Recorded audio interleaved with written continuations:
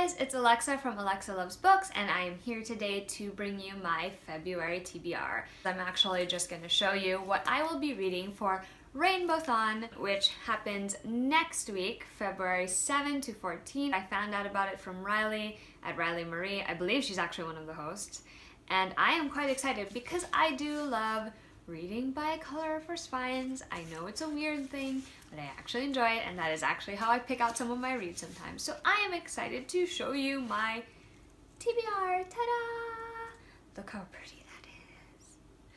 Anyway, let's get started. So first on the pile of my rainbow books is red, and that is Simon versus the Homo Sapiens Agenda by Becky Albertalli. Still haven't read this one. I've had it since it came out, which is, you know, not great. I should have read it back then.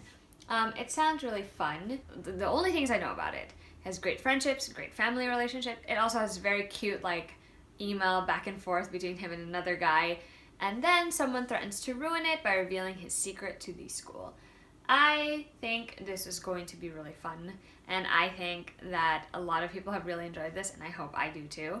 It just sounds really cute, and I think so by the time I read this book. For orange, I have The Crimson Thread by Suzanne Wayne, and this is a Rumpelstiltskin retelling. It's part of the Once Upon a Time series, and I've read a lot of these. I have a lot of these. They're on my shelf somewhere. And I think they're really fun. Some of them are not so great, and some of them are amazing, and I'm hoping that this falls into the latter category. It's basically about a girl named Birdie. She basically needs to help save her family's business from a tycoon that wants to take over, and so she makes a deal with someone that they can have her firstborn. You see where this is going. So I just want to read it, and I thought it would be the perfect time because it has an orange spine. And then we have a book that I meant to read last month, didn't get around to, decided to move it to this month, and that is The Girl You Left Behind by Jojo Moyes. It tells two different storylines, one of a girl during World War I believe, and then another of a woman in like modern day. So Liv owns a painting of Sophie that and she basically wants to discover its history. So that's what she does. And I love Jojo Moyes. I haven't read a book of hers in a while, and I think I really should. I have quite a few to get through. Another book from my January TBR that I did not get to, but I hope I get to, is I Captured the Castle by Dodie Smith. This is about a girl named Cassandra, and she basically writes out the story of her family's experience living in the ruins of a castle. And I know a few of you have read this, I'm sure, and most people I know have loved it. I hope I feel the same way. And then we have a series. They're not in order because I needed to put them in this particular order for the spines, and it is the Chantress series by Amy Butler Greenfield. Let me switch them so you know which order they're actually in. There is Chantress, Chantress Alchemy, and Chantress Fury. I have actually read Chantress. I really enjoyed it. It's not a fantasy that I've heard a lot of people talk about, but I really think it was pretty clever.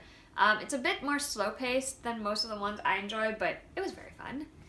And then Chantress Alchemy is the second book in the series. I enjoyed this one too, surprisingly, which is why I don't know why I haven't read Chantress Fury, which is the last book in the series, but I am hoping to this month. To be more specific, it's about a girl named Lucy, and she has this affinity for music, this ability to sing, and she's told not to because it's dangerous, and it turns out that it actually is dangerous because she basically has an ability that nobody wants her to have, and so now there is a price on her head, and she is in London and decides to work with this group of spies who want to take over the people who want her dead, and yeah, that's basically what happens. And she has no idea that she can wield magic this way with her voice. She only discovers that now, and obviously that has consequences. I'm not describing this very well, but guys, I really enjoyed this one. Maybe I'll talk about it in another video.